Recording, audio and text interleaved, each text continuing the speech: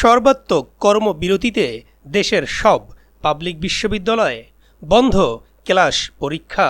প্রিয় দর্শক, অনুরোধ রইল ভিডিওটিতে একটি লাইক দিয়ে আমাদের ইউটিউব চ্যানেলটি সাবস্ক্রাইব করে দিবেন এবং ভিডিওটি সম্পর্কে আপনার মূল্যবান মতামত কমেন্টস করে জানাবেন।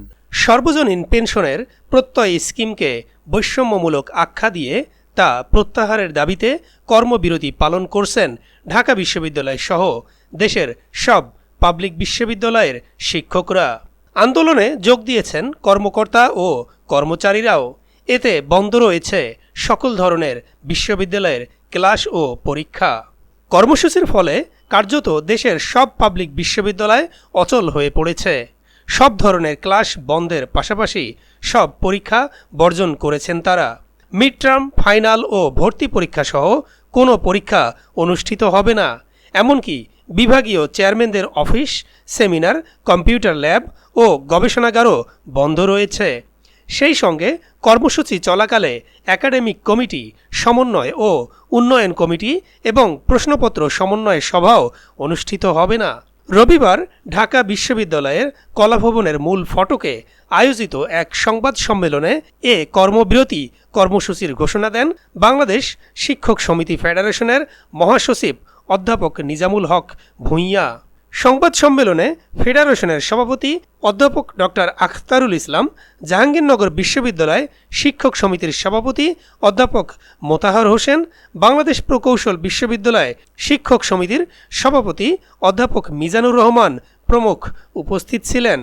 সরকারি বিশ্ববিদ্যালয়গুলোর শিক্ষকদের দাবি প্রত্যয় স্কিমের প্রজ্ঞাপন প্রত্যাহার, সুপার গ্রেডে বিশ্ববিদ্যালয় শিক্ষকদের অন্তর্ভুক্তি এবং শিক্ষকদের জন্য স্বতন্ত্র বেতন স্কেল প্রবর্তন করতে হবে।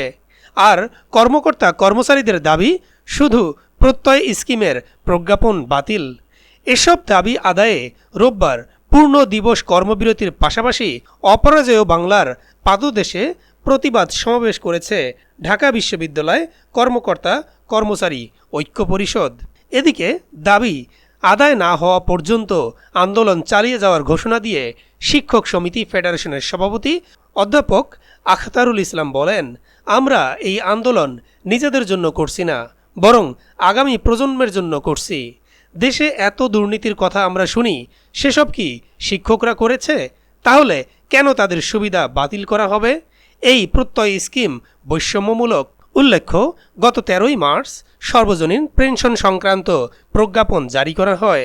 এতে প্রত্যয় স্কিমে পাবলিক বিশ্ববিদ্যালয়ের শিক্ষকদের অন্তর্ভুক্ত করা হয়।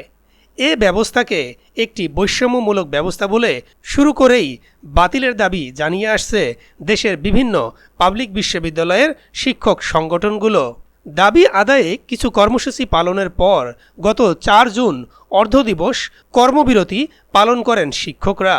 এরপরও দাবির বিষয়ে কার্যকর কোনো পদক্ষেপ না নেওয়ায় গত 25, 26 ও 27 জুন অর্ধদিবস কর্মবিরতি পালন করেন তারা।